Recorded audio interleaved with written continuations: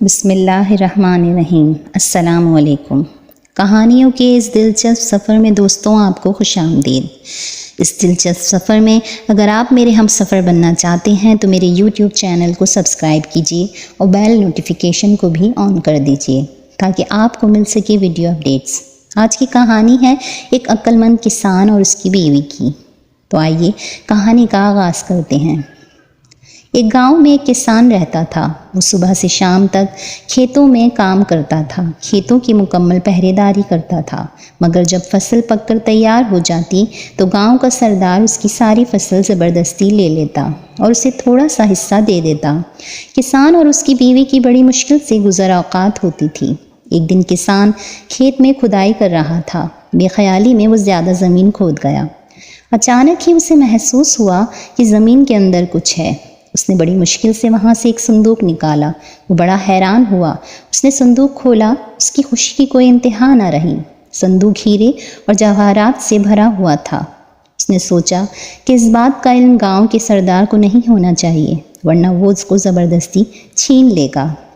وہ خزانے کو چھپتے چھپاتے گھر لے گیا۔ اس نے اپنی بیوی سے پوچھا، اس دولت کو کہاں چھپایا جائے؟ بیوی نے جواب دیا، اس کو ہم صحن میں دفن کر دیتے ہیں۔ کسان نے ایسا ہی کیا۔ کچھ دیر بعد اس کی بیوی کہنے لگی، میں پانی بھرنے جا رہی ہوں۔ بیوی کے جانے کے بعد کسان سوچ میں پڑ گیا۔ وہ اپنے دل میں کہنے لگا کہ میری بیوی اس دولت کا ذکر دوسری عورتوں سے ضرور کرے گی اور پھر اس راز کا علم سردار کو بھی ہو جائے گا۔ یہ خیال آتے ہی کسان اٹھا اور ہیروں سے بھرا صندوق صحن سے نکالا اور گھر سے باہر ایک خفیہ جگہ میں دفن کر دیا اور واپس آ گیا۔ جب اس کی بیوی گھر آئی تو اس نے سنجیدگی سے کہا، کل ہم جنگل سے مچھلیاں پکڑ کر لائیں گے۔ بیوی نے حیران ہو کر کہا، مچھلیاں اور جنگل سے؟ خوشی سے تمہارا دماغ تو خراب نہیں ہو گیا؟ کسان مسکرا کر بولا، کل جب تم جنگل جاؤ گی تو خود دیکھ لینا۔ اگلے دن کسان سورج نکلنے سے پہلے گھر سے نکلا اور گاؤں کے مچھیرے سے بہت ساری تازہ مچھلیاں خرید لایا۔ اس نے تندور کی روٹیاں بھی خریدیں اور جنگل کی طرف چل پڑا۔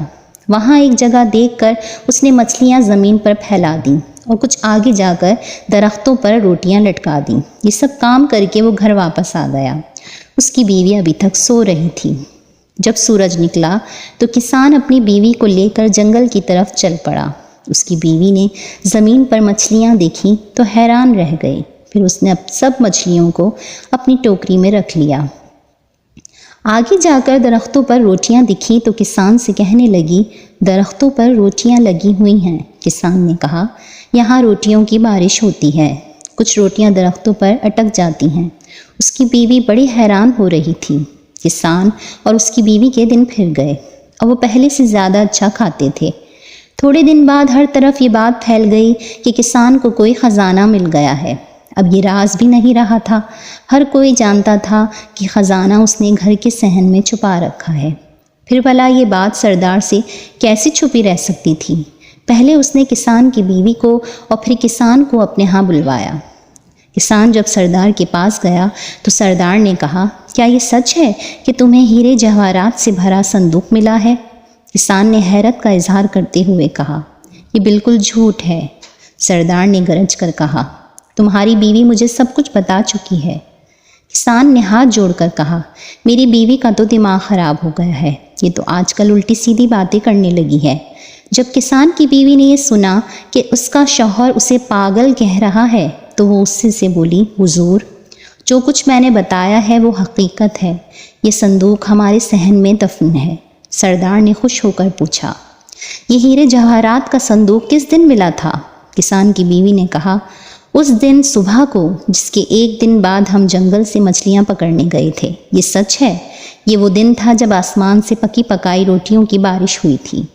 یہ عورت تو واقعی پاگل ہے، سردار نے مسکراتے ہوئے اپنے ساتھیوں سے کہا۔ سردار کے خادم نے سردار کے کان میں کچھ کہا۔ سردار نے اپنے خادموں کو حکم دیا کہ کسان کے گھر جاؤ اور صحن کھود کر خزانے کا پتہ لگاؤ۔ خادموں نے سارا صحن کھود ڈالا مگر وہاں انہیں کوئی خزانہ نظر نہ آیا۔ وہ سب واپس چلے گئے۔ یوں غریب کسان اپنی عقل مندی سے نہ صرف ظالم سردار کے ظلم سے بچ گیا بلکہ اپنا خزانہ بھی بچا لیا۔